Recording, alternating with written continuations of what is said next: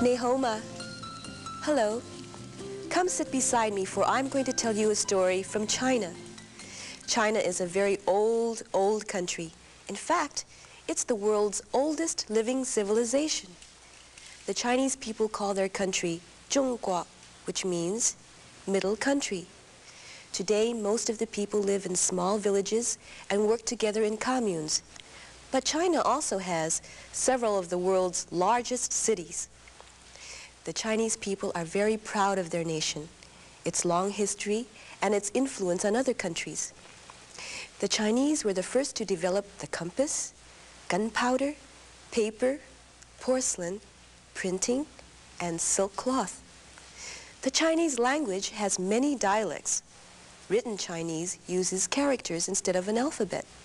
Each character stands for a complete idea, thing, or sound. It's a very difficult language to learn because there are more than 40,000 characters. Our story today is an old favorite. Many Chinese stories are about gods, spirits, wizards, and even animals such as the dragon, who all have special powers. In today's story, a wizard brings happiness to a young village boy named Liang. So, come, sit beside me, and I'm going to tell you the story of Liang and the magic brush.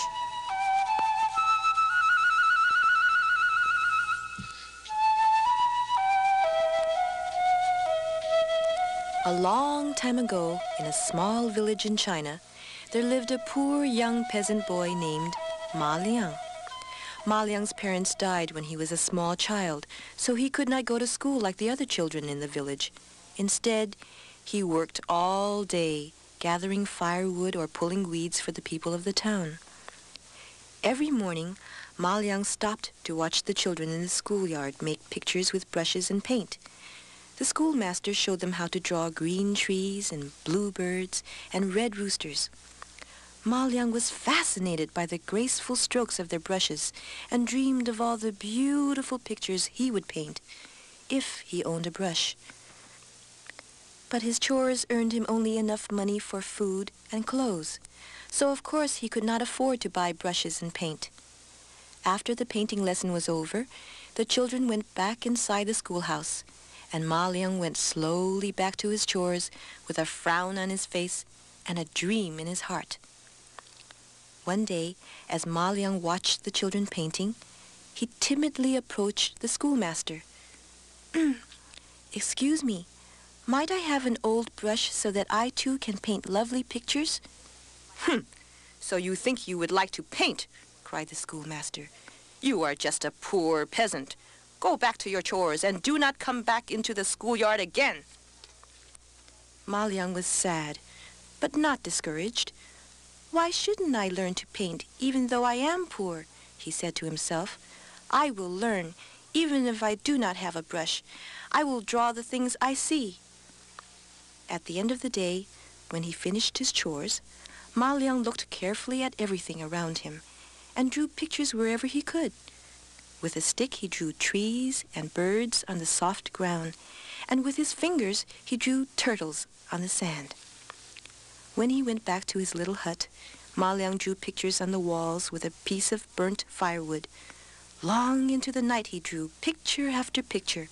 By morning he had covered the walls with drawings of everything he could think of. Liang practiced his drawing every day. Soon the birds he drew looked just like the birds in the trees. The fish he drew looked just like the fish in the river. He became so skillful that the people of his village marveled at his pictures. They would gather around him when he drew his pictures in the dirt. But Liang was still sad that he did not have his own brush. Every night before he went to bed, he closed his eyes and wished for one. One night, in a cloud of smoke and a flash of light, an old wizard appeared. The old man had watched Liang every day as he drew his pictures and made the village people happy. "Liang," he said in a creaky voice, "you have worked very hard, and now you have earned a brush. But Use it wisely, for it has great powers. And then, with another cloud of smoke and a flash of light, the old man vanished. The next morning, Ma Liang awoke and thought about his strange dream. He looked down, and in his hands was a golden brush. He blinked to see if he was still dreaming, but the brush was really there. He jumped out of bed and went to the wall of his hut. There he drew a beautiful bird with his new brush. Then, right before his eyes, the bird became real. Ma Liang watched with wonder as the bird flapped its wings and flew off the wall. It flew out of Ma Liang's window to a tree outside, where it sang sweetly for the village people. "That's amazing," thought Ma Liang. Then Ma Liang took his brush and scurried outside to a nearby stream, and on a rock he painted a toad. And just as he finished, the toad jumped off the rock and into the stream with a splash. The young boy stopped and looked again at his wonderful brush. It was magic. Everything he painted became real. Now, instead of gathering firewood and pulling weeds, Ma Liang went from hut to the poor people of his village and asked them, "What is it that you want most of all? I will paint it for you."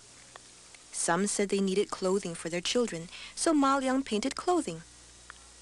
A poor farmer asked for a buffalo to pull his plow. Ma Liang painted him a strong, healthy buffalo. And he painted food for the women to cook. All of the people in the village were very grateful and very happy. It was not long before the emperor heard about this young artist who was spreading good fortune throughout the village. But the emperor was a mean and greedy man. All he wanted was more and more gold for his kingdom. He wanted Ma Liang's brush for the wealth it could bring him. "Bring me the boy, Ma Liang," he commanded, "so that I might have the magic brush." So the emperor's soldiers marched to the small village to find Ma Liang. They told him of the emperor's wishes, but Ma Liang did not want to go. So the soldiers arrested Ma Liang and carried him back to the emperor's castle. Ma Liang was brought before the emperor. "So, you're the boy who paints pictures for the village people. If this is so, paint me a golden dragon," demanded the emperor. Ma Liang pretended he did not understand. He went to the wall, and instead of painting a golden dragon, he painted a green frog that leaped off the wall and landed right in the emperor's bowl of rice. Then the emperor ordered Ma Liang to paint him a bar of gold. Instead, Ma Liang drew a large yellow serpent. It attacked the emperor and had to be killed by the soldiers. The emperor was furious and grabbed the magic brush. He ordered Ma Liang thrown into the dungeon. Then the emperor called for the court painter. He handed him Ma Liang's brush and said, "Paint me a great tree with leaves of gold coins that will fall like rain when I shake the branches. Do it at once." The court painter did as he was told. When he finished, there was a beautiful picture of a tree on the wall with many gold coins on its branches. But when the emperor rushed to the tree to shake the branches, he ran right into the wall and bumped his head on it. The tree was not real. It was only a picture. Now the emperor realized that the brush had magical powers only when Ma Liang was the painter. He ordered his soldiers to bring the boy from the dungeon. When Ma Liang appeared, the greedy emperor tried to make friends with him and spoke to him kindly. "Here is your magic brush. I know I cannot use it to paint the things I want, but if you will stay in my palace and paint pictures for me, I will make you very rich." Ma Liang pretended to agree. So the emperor handed Ma Liang the brush. "Now, "Paint me a mountain of pure gold," he said. Ma Liang painted the mountain, but he painted it behind a great and beautiful blue sea. "Beautiful, beautiful," cried the emperor. "Now paint me a ship so that I can sail to my mountain and bring back the gold." In a twinkling, Ma Liang painted a fine ship worthy of an emperor. The emperor and his soldiers quickly climbed aboard and set sail for the mountain. But since there was no wind, the ship moved very slowly. So the emperor called out, "Too slow! Too slow! Paint a wind to speed us along!" Again, Ma Liang did as he was told, and he painted a huge gust of wind to move the emperor's ship. The wind tore at the sails, and great waves pounded the ship. "Too much!" cried the emperor angrily. "You will sink us!" But Ma Liang could not hear the emperor's cries. The storm he had painted was too loud.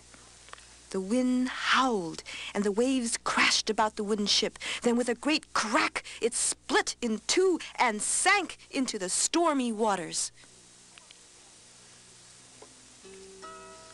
Ma Liang walked slowly away from the palace. Never again was he forced to paint for evil purposes. Instead, he traveled across the lands of China, from one small village to another, and painted for the poor with his magic brush.